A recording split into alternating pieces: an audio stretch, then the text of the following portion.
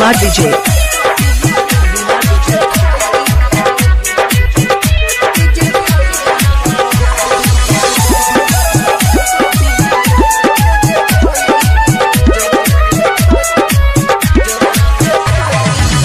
हमरा के छोड़ी जादी दोसर के पाइब, हमरा के छोड़ी जादी दोसर के पाइब, दूबर हो जाइब पिया रोज रोज जे खाइब, दूबर हो जाइब पिया रोज रोज जे खाइब। ओकरे प्यार में तू तो भइल बड़ा पागल, ना जाने कैसे तोहर दिल बाटे लागल, मन बाजे बात ना तो बड़ी पछताइब, दूबर हो जाइब पिया रोज रोज जे खाइब, दूबर हो जाइब पिया रोज रोज जे खाइब।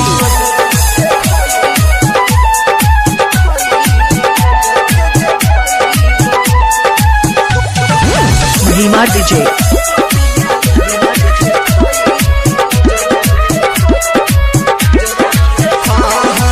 शादी के हो गए 2 साल बताई,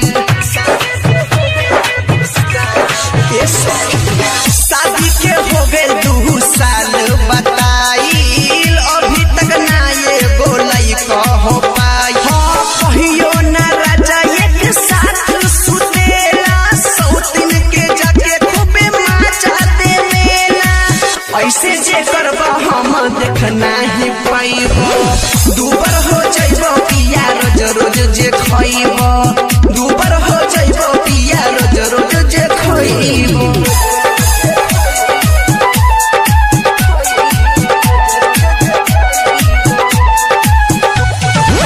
भीमा डीजे।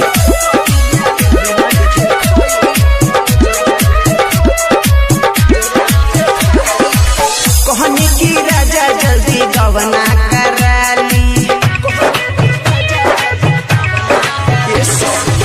कहनी की राजा जल्दी गवना कराली, तब ना बात मनला सहनी